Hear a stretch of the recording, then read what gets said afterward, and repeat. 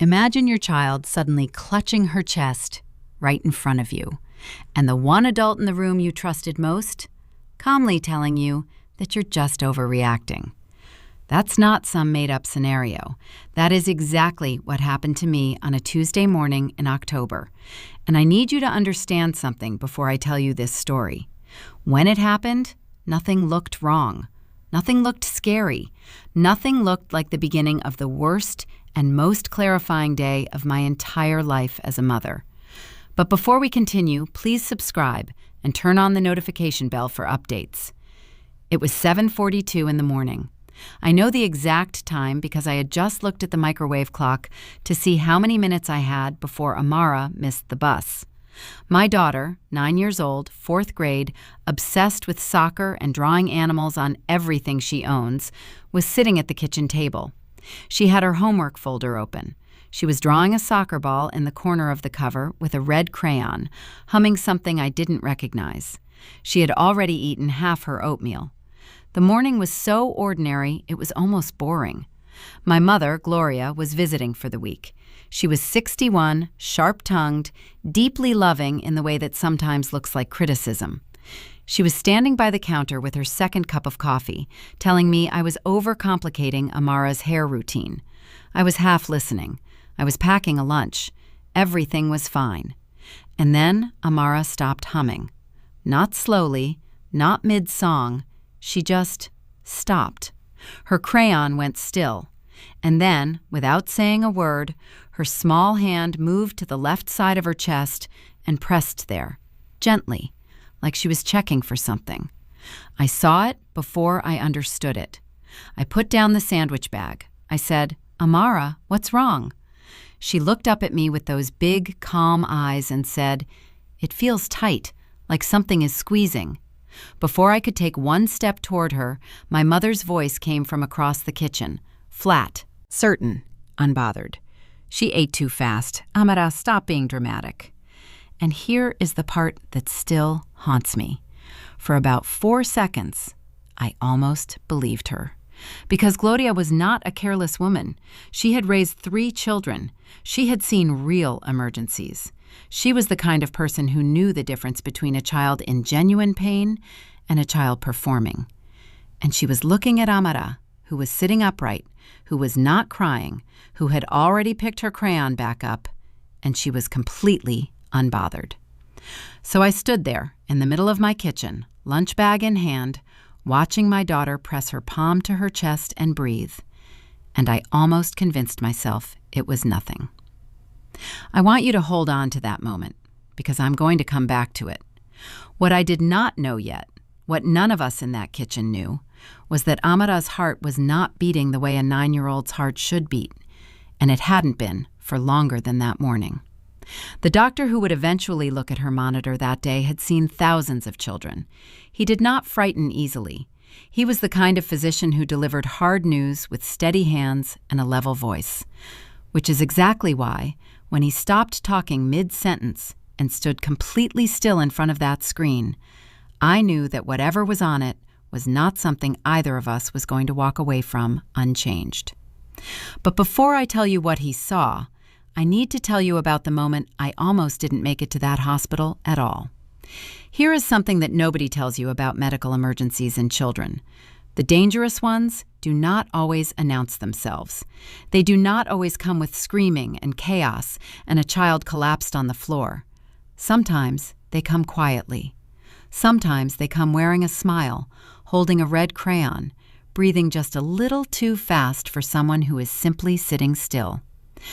That is what made that morning so disorienting, because Amara was not falling apart. She'd put her crayon down, pressed her hand to her chest for a moment, said it felt tight, and then, 30 seconds later, she picked the crayon back up and asked me if she could add a lion to her homework folder.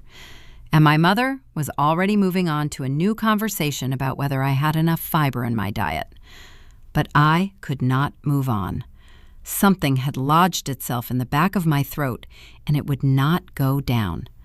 I made a decision.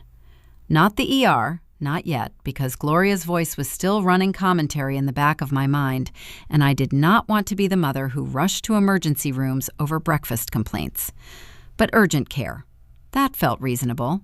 That felt measured. That felt like the compromise between panic and negligence.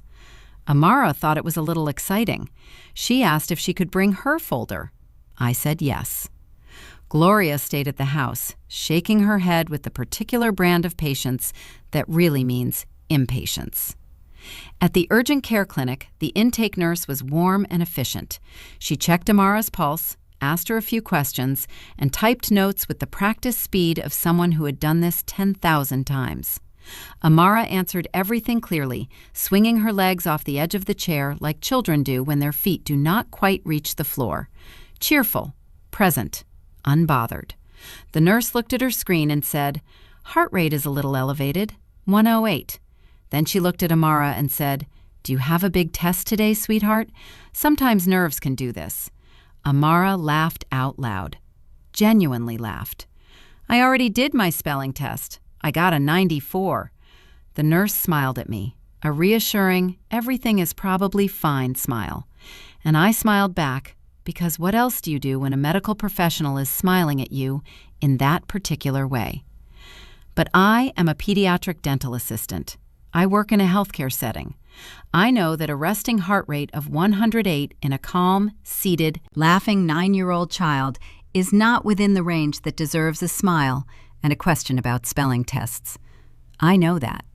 And I said so, carefully, politely, because women in medical settings learn early that there is a very specific volume at which you are allowed to advocate for yourself before you become difficult.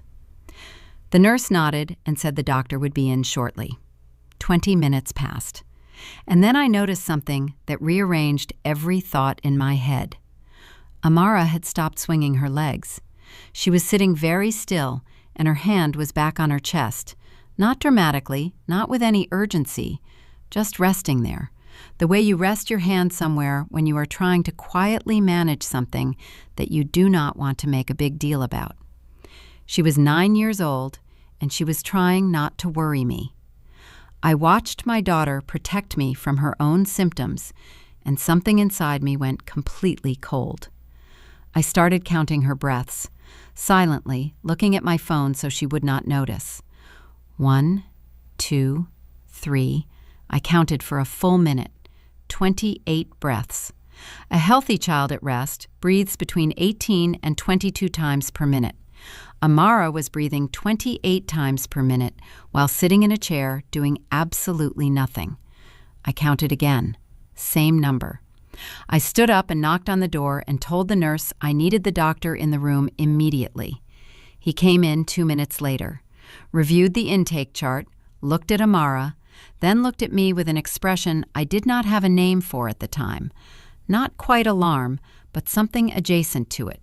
Something that looked like a doctor rapidly revising an assumption. He said 4 words, quietly, calmly, with absolutely no drama. "Take her to the ER." I asked him why. He was already writing something on a referral slip. He said it again, same tone, same 4 words, and then he added 3 more. "Go right now." He did not explain. He did not elaborate. He handed me the slip and held the door open. And something about the way he held that door told me that asking follow-up questions was not the right use of the next 60 seconds. I took Amara's hand. She took her folder, and we walked out of that clinic and into something I was nowhere near prepared for. There is a specific kind of silence in an emergency room that is different from every other kind of silence. It is not peaceful. It is not empty. It is the silence of people who are very good at their jobs, moving very carefully, saying only what needs to be said and nothing more. It is the silence of people who know something you do not know yet. And the moment Amara and I walked through those ER doors, I felt that silence reach out and wrap itself around us like a hand closing slowly around a fist. I called Gloria on the drive over. I do not know why. Maybe I wanted her to talk me down again. Maybe I wanted her to say, "Renee, you are being ridiculous," one more time, so I could have something to push against. She picked up on the second ring, and when I told her the urgent care doctor had sent us to the emergency room, she went quiet for a moment. Then she exhaled and said, "Renee, I raised 3 children. Not one of them went to the emergency room for a tight chest." I hung up, not out of anger, out of the very clear understanding that I did not have a single word to spare on anything that was not Amara. We arrived at the ER at 10:14 in the morning. I know this because I looked at the clock above the triage desk and held on to that number the way you hold on to small, ordinary details when everything around you is starting to feel unordinary. The triage nurse took one look at the referral slip from urgent care, looked at Amara, and called someone over immediately. They did not make us sit in the waiting area. They did not hand me a clipboard of forms to fill out in a plastic chair. They took us straight back. If you have ever been to a busy emergency room, you know that getting taken straight back is not a small thing. Amara looked up at me and whispered, "Are we skipping the line?" And I squeezed her hand and said yes.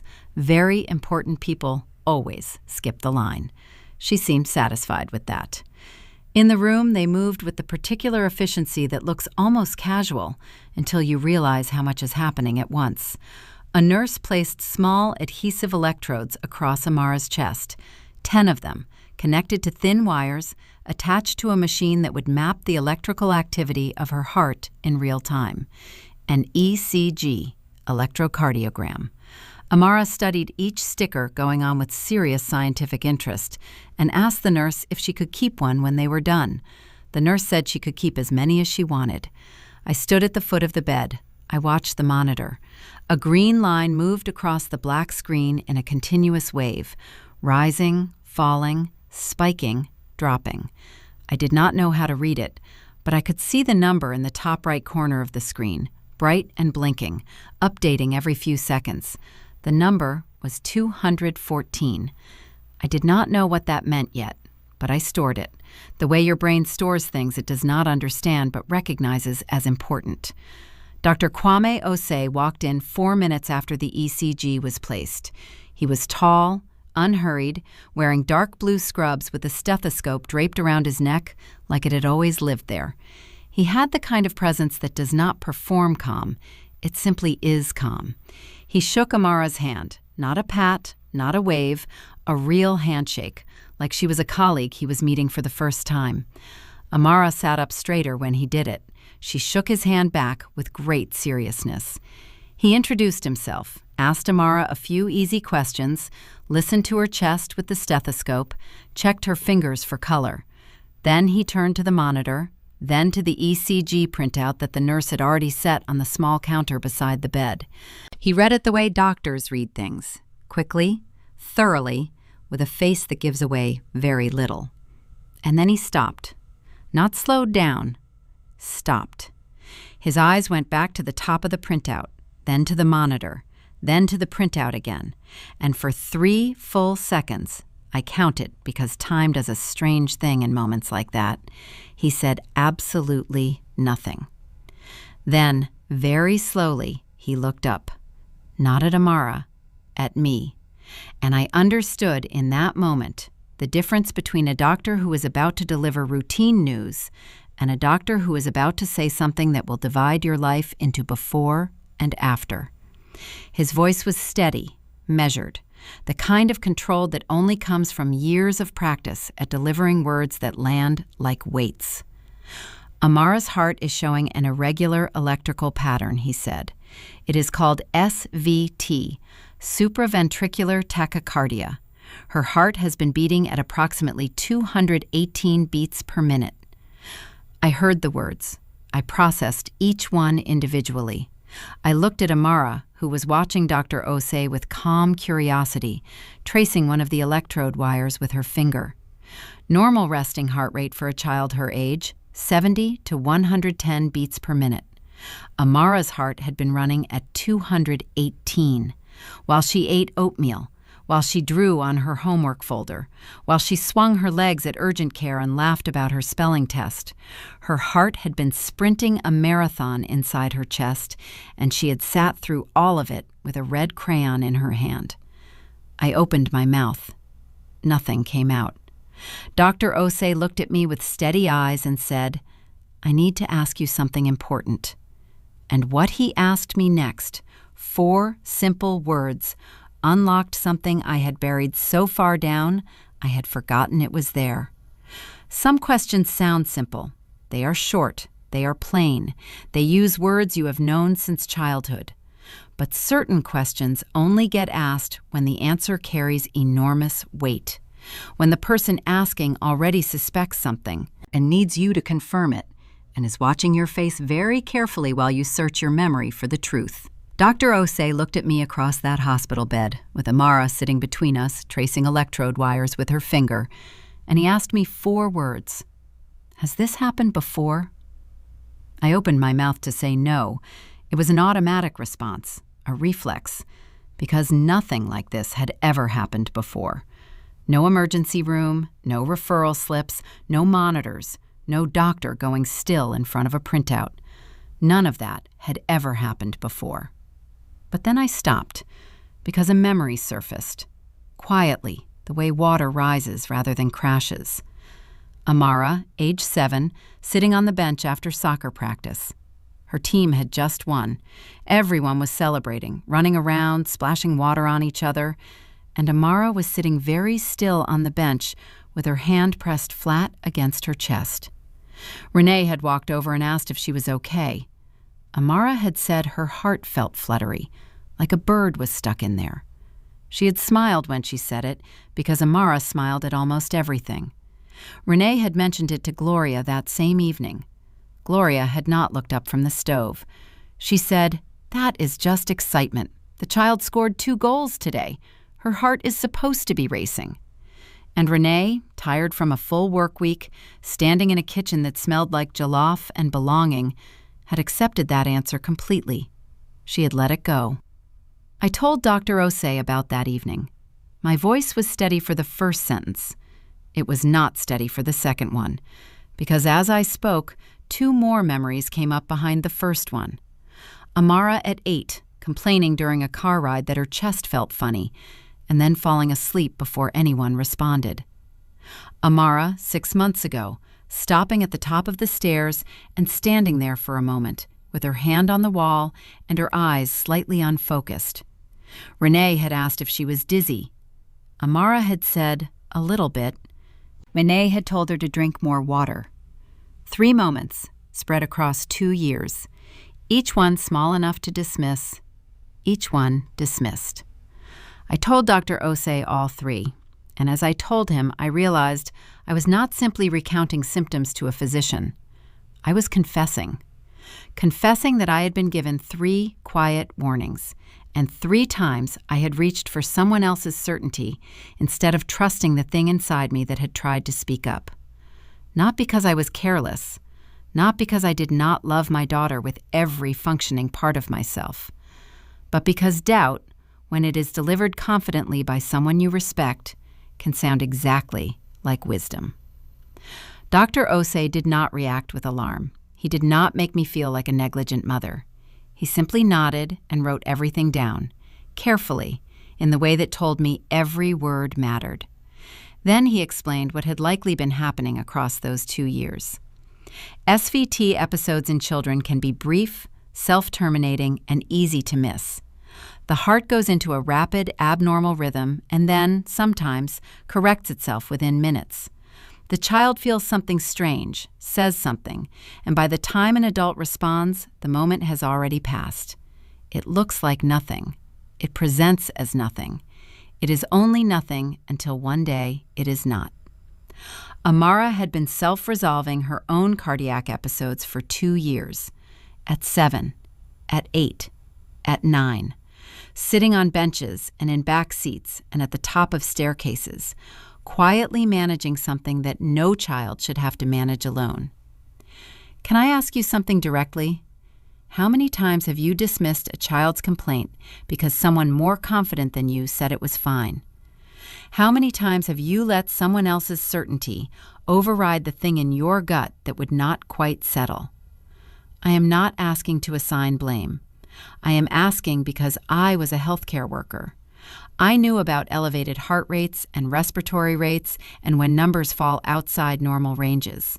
And I still almost left that urgent care clinic without pushing back. If that can happen to me, it can happen to anyone sitting in a waiting room, exhausted, second-guessing themselves, surrounded by the noise of ordinary life. Gloria arrived at the hospital 40 minutes after I hung up on her. I heard her before I saw her, her voice in the hallway, asking a nurse which room. She walked in and stopped in the doorway. She looked at Amara on that bed, small and wired up and wearing electrodes across her chest like a little astronaut. And something moved across Gloria's face that I had never seen there before. Not guilt exactly, something deeper than guilt. The particular grief of a person who has just understood the cost of their own certainty. She crossed the room and took Amara's hand without saying a word. Amara looked up at her grandmother and said, "Grandma, my heart was going really fast, like a race car." And Gloria made a sound I cannot describe and pressed her lips to the top of Amara's head and stayed there. She never said she was sorry, not that day, not directly, but she held Amara's hand for the next 4 hours and did not let go. And sometimes that is what an apology looks like when words are not large enough to carry it. Dr. Osei came back in and explained the next step, a vagal maneuver, a non-invasive technique that stimulates the vagus nerve and can interrupt an SVT episode by essentially asking the heart to reset. No needles, no surgery, no medication at this stage. He would have Amara bear down as if blowing up a very stiff balloon. It sounds almost too simple. It is not simple. It is precise, it is monitored, and it works in a significant percentage of SVT cases in children when applied correctly. Amara thought blowing into a syringe was the most interesting thing she had ever been asked to do. She did it with complete focus, the way she approached everything she decided was worth her full attention. The monitor changed. The number in the top right corner, that blinking, racing, terrifying 218, dropped and kept dropping. 180, 140, 102, 91. The room did not erupt. No one cheered. The nurse simply said, "There it is," quietly, the way people speak when they are relieved but still working. Dr. Osei watched the monitor for a full minute without speaking. Then he exhaled through his nose, slowly, and made a note in the chart. Amara looked at the monitor, then at me, then at Dr. Osei. "Did I fix it?" she asked. He looked at her and said, "You helped a lot." She seemed deeply satisfied with that answer. But the story was not over. Because fixing the episode and fixing the problem are two entirely different things. And what Dr. Osei said next, about what the next 30 days would look like, about what the rest of Amara's childhood would require, about the thing that would have happened if we had waited even one more day, was the part that finally broke something open in me that I had been holding shut since 7:42 that morning. I want to take you back to 7:42 in the morning. The oatmeal on the stove, the crayon on the homework folder, the humming that stopped, the small hand pressing flat against the left side of a small chest. I want you to stand in that kitchen with me one more time, because everything looks different now. Every ordinary detail is carrying something it was not carrying before. The microwave clock, the lunch bag, the smell of coffee, the sound of my mother's voice being confident about something she was completely wrong about. Amara was not being dramatic. Her heart was firing an electrical signal through the wrong pathway, triggering a loop that caused it to race at more than twice its normal speed. It had been doing this, intermittently, for at least 2 years. While she played soccer, while she slept, while she sat in the back of my car and mentioned it quietly, and then fell asleep before I found the right response. Her body had been sending the same message in different envelopes for 2 years, and every time it arrived, someone in the room decided to put it aside unopened. Dr. Osei told me before we left that hospital that SVT in children is rarely immediately fatal, but that prolonged, undetected, untreated episodes carry real risk. He told me that Amara would need a Holter monitor worn continuously for 30 days to map her cardiac activity across a full month of normal life. He told me she would be referred to a pediatric cardiologist within the week. He told me there was a strong likelihood she would need daily medication to regulate her heart rhythm, and that if the episodes continued despite medication, a procedure called a catheter ablation, a minimally invasive surgery that corrects the faulty electrical pathway, would be the next step. He told me, calmly and directly, that if Amara's episode that morning had not self-resolved by the time we reached the ER, and if it had continued undetected at that rate for several more hours, we would have been having a very different conversation. I nodded when he said it. I thanked him. I waited until he left the room, and then I sat down in the chair beside Amara's bed, looked at my daughter sleeping with crayon marks still on her fingers, her chest rising and falling at a normal, peaceful rate for the first time all day. And I cried in a way I had not cried since she was born. Not from sadness exactly, from the specific and overwhelming relief of a thing that almost happened and did not. From the weight of 2 years of dismissed moments finally being allowed to mean something. I made myself a promise in that chair. It was not loud. It was not dramatic. It was 4 sentences spoken quietly to myself while my daughter slept and my mother held her hand and the monitor beeped steadily in the background. I will never again let someone else's confidence speak louder than my own instinct about my child's body. I will never teach Amara that her pain needs to perform loudly in order to deserve attention. I will never be so afraid of being wrong that I fail to act on being right. And I will never let the word dramatic be used to close a door that my daughter needs left open. Now I want to say something to you directly, not as a cautionary tale, not as a statistic, as one person to another through a screen in whatever room you are sitting in right now. Children minimize. It is one of the most heartbreaking and least discussed things they do. They minimize because they are perceptive, and they can feel when the adults around them are tired or stressed or already managing too much. They minimize because they have been told, directly or indirectly, that certain complaints are not worth the room's attention. They minimize because they love you, and they do not want to be a burden. Amara spent 2 years pressing her hand to her chest and finding ways to describe what was happening inside her body in language she hoped would be taken seriously. Fluttery, tight, funny, a little dizzy. And every single time, the adults in her life found a more convenient explanation. Supraventricular tachycardia affects roughly 1 in every 2,500 children. It is one of the most common cardiac arrhythmias in pediatric patients.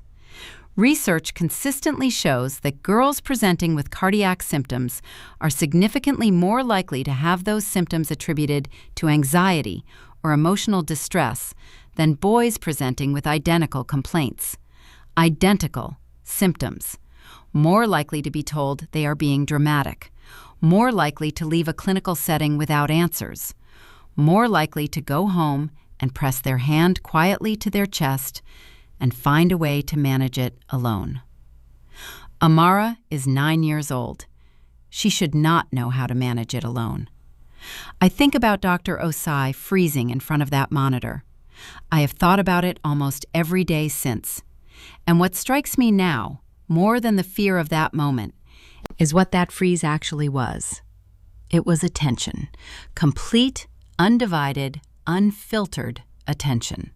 A man who had seen thousands of children, who had every reason to move quickly and efficiently and on to the next room, chose instead to stop, to look again, to take an extra 3 seconds and let what he was seeing actually land before he spoke. That is all it was. And it changed everything. I want to be that for Amara. Not just in hospitals, not just in emergencies, but on ordinary Tuesday mornings when she puts down her crayon and says something feels tight. I want to be the person who stops, who looks again, who takes 3 more seconds before deciding that what she is feeling is not worth the room's full attention. Because here is the truth that this day handed me, and I am handing it to you now. Your child does not need to be on the floor for something to be serious. Quiet suffering is still suffering. A child who says it feels tight and then picks up her crayon and keeps going is still a child asking you to believe her. The fact that she keeps going does not mean she is fine. Sometimes it just means she has already learned not to expect too much from her asking. If something feels wrong with your child, if a number sits wrong in your stomach, if a moment replays in your mind one too many times, if a voice in you that is not panic but is also not nothing keeps rising, push. Ask again. Insist. Request a second opinion. Count the breaths. Write down the moments. Be the person in the room who does not let convenience become a diagnosis. You are not being dramatic. You are being a parent. Amara is doing well. She wore the Holter monitor for 30 days. She named it Gerald. She drew a small lion on the pouch it came in. She sees her pediatric cardiologist every 3 months.